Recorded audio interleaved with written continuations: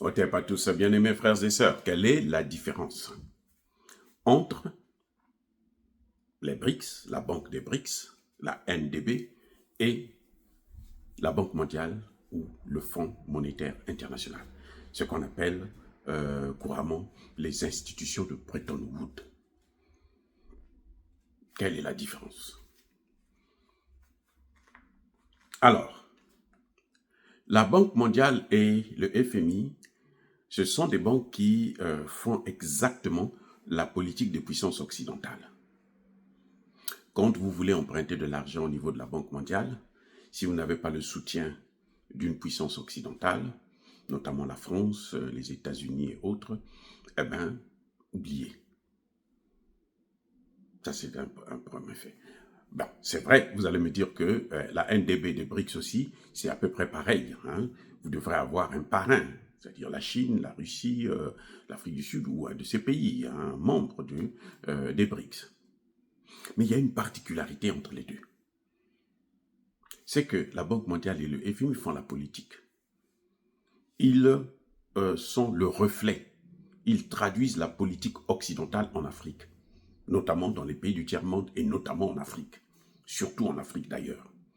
C'est pour ça que vous voyez que chaque fois qu'un pays africain veut un emprunt au niveau de la Banque mondiale, il doit passer par, pour les pays francophones, il doit passer par la France. Si la France ne donne pas son quitus, ne vous soutient pas, vous n'allez pas réussir. Bon, maintenant, vous pouvez avoir le soutien de la France. Ça, c'est pas un problème. Hein, puisque, bon, la France sait qu'elle a ses intérêts. Quand on vous donne de l'argent, cet argent est libellé en dollars ou en euros. Et donc, ça doit passer par la France pour être échangé en francs CFA. Et la France doit prendre sa part. Les États-Unis prennent leur part, la France prend sa part. Pour les pays qui utilisent le franc CFA, sachez-le que le prêt du FMI ne se donne pas en CFA. Ce prêt se donne en dollars ou dans certaines circonstances en euros. Et ce dollar, cet euro, doit être changé ou échangé en France par Emmanuel Macron, par la Banque de France. C'est elle qui doit échanger. Et ce travail-là, ce changement de monnaie-là, la France prend sa part. Oui. Donc, quand vous empruntez 50 000 $, sur les 50 000, ben, il y a au moins 10 ou 15 000 qui vont rester en France. De gratuit, quand on donne à la France gratuit. Mais dans la dette globale, c'est vous qui allez payer tous les 50 000. Ah oui, on ne vous dira pas que vous allez payer 35 000. Non, non, non. Vous allez payer les 50 000 avec les intérêts qui y vont. Ce qui est différent des BRICS. Parce que les BRICS ne font pas la politique. C'est pour ça que vous allez constater que la plupart des prêts du FMI sont caractérisés par 3 éléments. 3. Tous les prêts du FMI. 1. La réduction des services publics, notamment la santé et l'éducation. Ce que maintenant on est en train de prendre, on est en train de donner ça carrément. Pour nos pays, là, on est en train de donner ça à l'OMS. Nos pays sont en train d'accepter de donner leur souveraineté dans le domaine de la santé à l'OMS. Donc, c'est dû au prêt du FMI. Le FMI vient, ils vous disent pas de service public. Pas de service public. Chacun doit se débrouiller. Et vous devez consommer les produits qui viennent de chez eux, qui coûtent très cher. Vous n'avez pas le droit d'avoir vos propres produits. Vous n'avez pas le droit de fabriquer votre propre industrie pharmaceutique. Vous n'avez pas le droit d'avoir vos propres systèmes éducatifs. C'est eux qui doivent tout contrôler. C'est pour ça qu'on a tout bousillé l'éducation. Vous allez dans nos pays en Afrique, l'éducation et la santé, là, c'est perdu. C'est foutu. Il n'y a plus de construction d'écoles. Il n'y a plus de médicaments gratuits dans les hôpitaux. Il n'y a plus de traitements gratuits. Tout est payant. D'ailleurs, les médecins ne sont même pas payés, puisqu'on a réduit le budget de la santé. On a réduit le budget de l'éducation nationale. Les professeurs peuvent passer 3 mois, 6 mois sans salaire. Donc, ils se débrouillent. Et c'est là que la corruption augmente. Donc ça, c'est la première caractéristique, la réduction des services publics. Avant, quand vous avez les frais du FMI, vous avez les frais vous partez vous endetter auprès du FMI et de la Banque mondiale.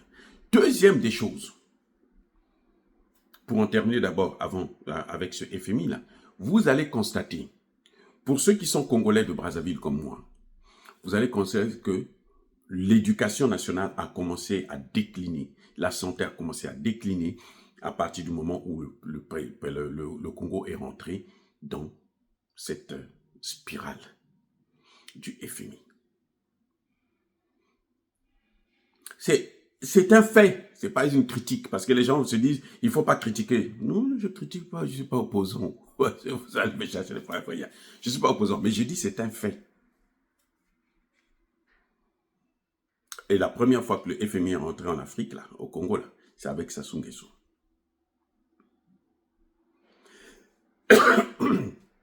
Mes excuses. Donc, vous regardez très bien, ceux qui sont de ma génération, avant que le Congo ne rentre, c'était juste quelques années avant le FMI, et plutôt avant la conférence nationale. On n'avait pas de problème. L'éducation, la santé. C'était pas meilleur, mais c'était quand même assez.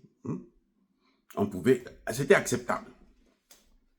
Depuis que le FMI est rentré là, ça fait que décliner. Aujourd'hui là, c'est complètement par terre. L'éducation, la santé, c'est par terre. Au Congo, Brazzaville, ça c'est mon pays, Congo, Brazzaville, l'éducation, le FMI.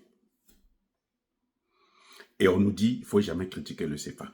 Bon, ne critiquez pas, mais vous allez souffrir. Vos enfants vont souffrir, parce que vos enfants ne seront pas aussi présidents, ministres et autres, hein.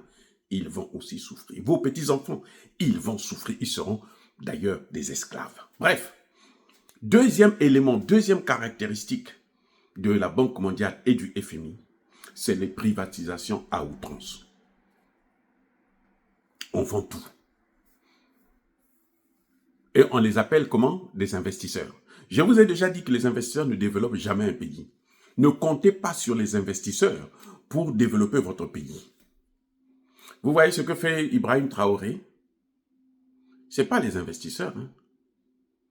Ce sont les Burkinabés qui travaillent. Et vous voyez comment ça est en train d'avancer. Ça se passe sous nos yeux. On n'a pas besoin de faire des commentaires particuliers. Ça se passe sous nos yeux. Je reviens encore sur le Congo-Brazzaville. Il y avait des usines de transformation, de fabrication de pagne, de sel, des verres, des ceci. Tout a disparu. Depuis qu'on est parti au FMI, il fallait privatiser. Les investisseurs sont venus tout prendre. Les investisseurs ils viennent sans argent. Mais le président Paul Biya a expliqué ça.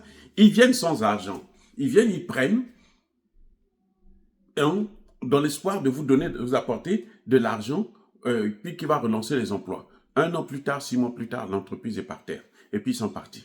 Entre-temps, ils ont vendu l'entreprise à une autre entreprise. C'est une magouille incroyable. Ça, c'est le FMI, c'est la Banque mondiale. Le FMI, la Banque mondiale. C'est pour ça que lorsque l'actuel Premier ministre du Congo a été nommé, j'avais dit qu'il va échouer. Monsieur Makosso, j'avais dit qu'il va échouer. Dès le début, j'ai dit qu'il va échouer. Parce que quand je l'ai entendu dire que nous allons voir relancer les accords, la coopération avec le FMI, je dis, il n'a rien compris. C'est fini, il est parti, il est perdu. Et regardez le résultat. Regardez le résultat. Et la situation ne cesse de s'aggraver. On peut dire tout ce que l'on veut. On peut maquiller, faire des théories. Ça ne marche pas. On peut aller prendre même les Rwandais. Eux-mêmes, les Rwandais, aujourd'hui, sont affamés. Le Rwanda est en train de s'écrouler comme un château de cartes.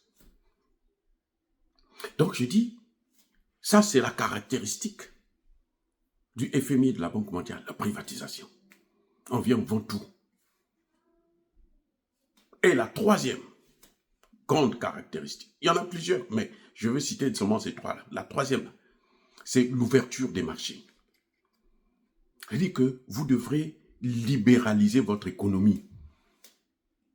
Et comme vous n'avez pas d'argent, vous n'avez pas des riches dans vos pays.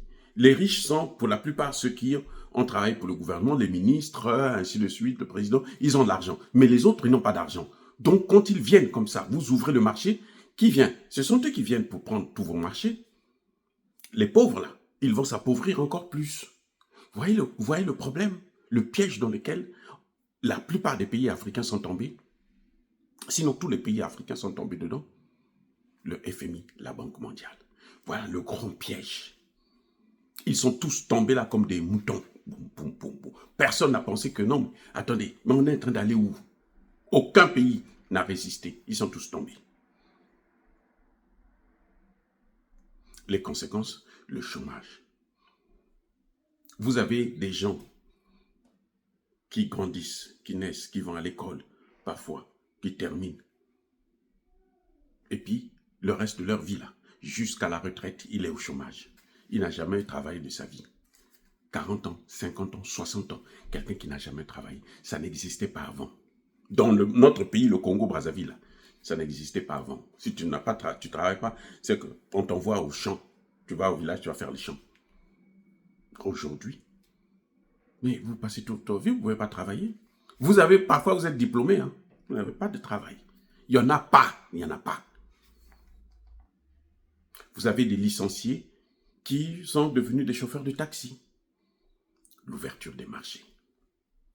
Vous voyez, il y a plein de Libanais, les Libanais dansent, ils achètent tout. Et après, qu'est-ce qu'on sera? On va être, c'est-à-dire que des éternels locataires chez nous-mêmes. Dans notre pays, vous êtes votre propre pays, vous êtes locataire ou vous êtes sans abri. Parce que la petite terre que vous avez, puisque pour manger, vous êtes obligé de vendre à qui? À un Libanais qui va faire venir sa famille demain, ainsi de suite. Comme les pouvoirs en question donnent tellement d'avantages à ces gens.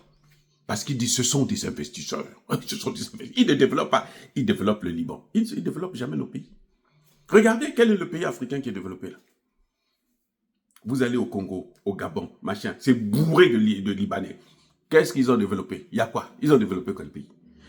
Maintenant, ce qu'ils font, actuellement, ce qu'ils font là, ils prennent même nos écoles à nous, ils mettent leurs piscines, ils vont danser, ou bien ils mettent leurs écoles à eux, seulement pour leurs enfants. C'est ce qu'on fait avec eux, les avantages qu'ils ont. Ils gouvernent. Tout ça, là, il n'y en a pas avec la NDB. Vous comprenez? Et vous comprenez maintenant pourquoi les puissances occidentales sont rentrées en guerre contre les BRICS. Macron a voulu faire partie des BRICS. Il a demandé à rentrer dans les BRICS. Vous savez pourquoi?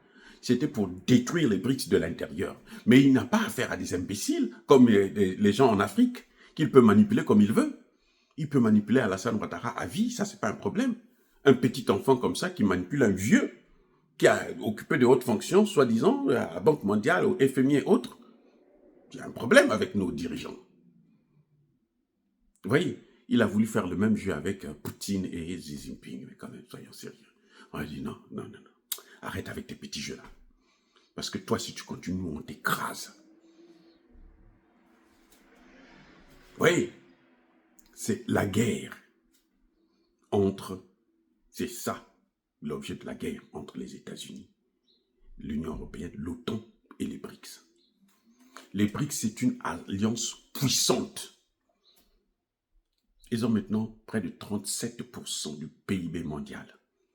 C'est pratiquement la moitié de la population mondiale.